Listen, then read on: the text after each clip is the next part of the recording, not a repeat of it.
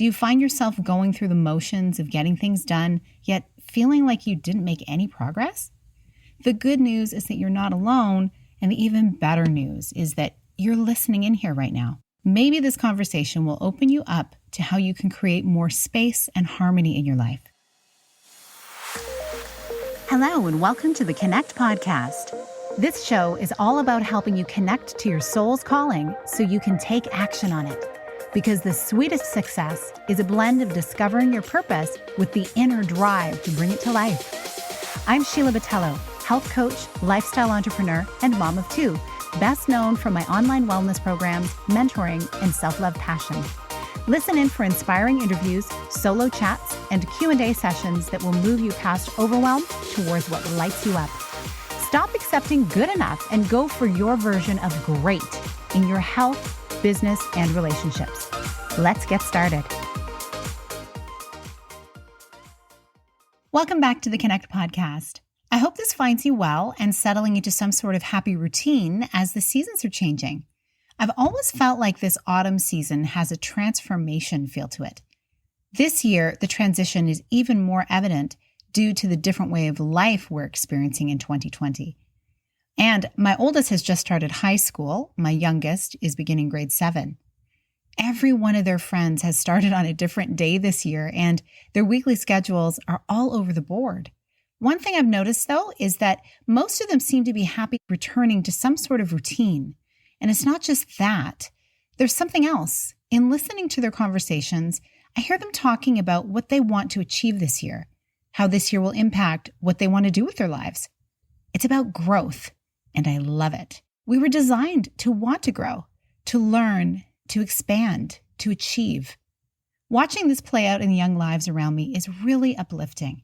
I believe that when we're growing, we're set up to thrive and to savor the process. That's another word I love, savor. I've been contemplating the word savor and what it means for a few years. I came to realize that the practice of savoring moments was missing in my own life. I was simply too busy. I had been helping a loved one through a major life change at the time, and while I was grateful to help, it required a lot of my time and emotional energy. The experience made me take a closer look at how I was living.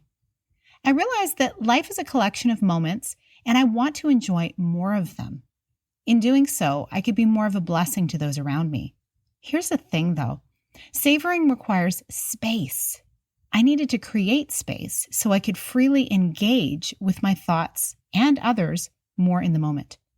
Only then could I see what needed to improve so I could truly thrive in my life. I'm beginning to see how all this is somehow linked to my life's purpose, showing others the way to live a healthy, soul-driven life. I've heard so many stories in my community that sound like this. Life's too busy. I don't have time to exercise or prepare healthy meals. I'm exhausted all the time. And these didn't include the added pressures of educating kids, working from home, navigating reintegration to work and school, doing extra cleaning. My goodness, right now, it's a lot for everybody. Can you relate? Perhaps your career and family life are overwhelming you, especially now. Do you feel like you rarely have time for yourself? Does each day seem like a race? Do you find yourself going through the motions of getting things done, yet feeling like you didn't make any progress?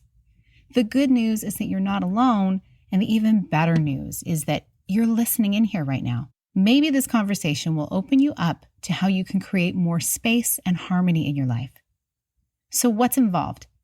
There are a few steps I've found to be helpful in making important changes in my life.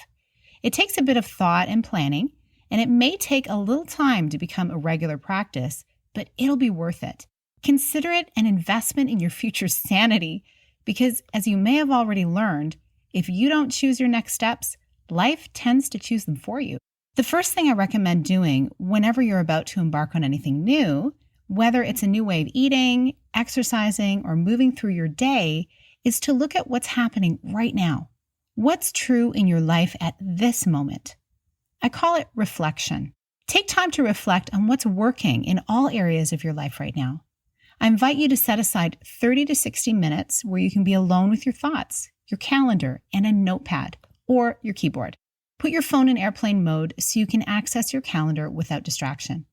During this time, take a bird's eye view of what your life looks like and notice all of the things that you enjoy and write them down. Take into account your personal habits, your work schedule, your relationships with your partner, children, friends, and your interests. Are you happy with the way it all looks? We are all at different levels of satisfaction in the various areas of our life at any given time. This is the space where you can get real with yourself. Nobody's around you to judge or influence your responses.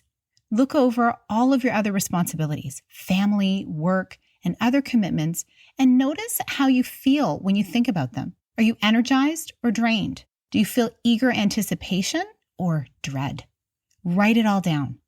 Don't question or judge yourself during this process. Let your hand free write or free type whatever comes up as you think about all the facets of your life. You may never have asked yourself how you feel about cleaning your house, so it might feel strange. Things need to get done after all.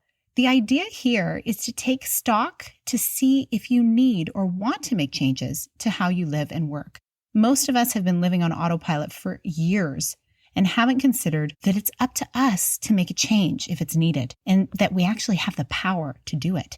Once you've listed everything, it's time to take a look at how you could do things differently. This is where you get creative. This is where I invite you to find a way to ask for what you need. Is there someone at home or at work who can help? Who could you delegate a task to? Can you enlist the help of your spouse, your children, or your parents? Should you hire someone to do the items that you may even be capable of, but that you need to let go of to create space for what you're truly meant to be doing? Based on how I was raised, I know firsthand that it seems easier to do everything myself. But when I've enlisted the help from others, they're often happy to be of service. I often refer to my family as a team. We all work together, and it makes even the mundane a whole lot more fun. The life skills my kids learn when helping out around the house are priceless. In fact, they're eager to help, and then their self-esteem gets a boost every time they master a task. And, while I've taught myself a lot of technical skills over the years, there are people far more skilled in working in their gifts that can move at a faster pace than I can. Often the most challenging part of making changes in our lives is disengaging from old programming that was passed down to us. We have deeply rooted beliefs about what's expected of us and how things are done. Making changes can feel uncomfortable and almost downright wrong. It can shake up our sense of self on a deep level. But talk to different people from other cultures and ways of life, and you'll see that there's no one way of doing life. We have beautiful diversity all around us.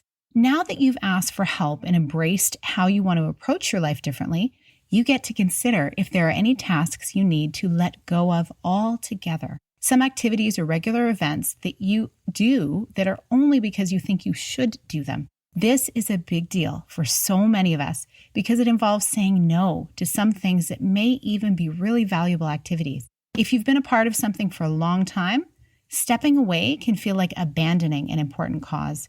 I want to encourage you with something.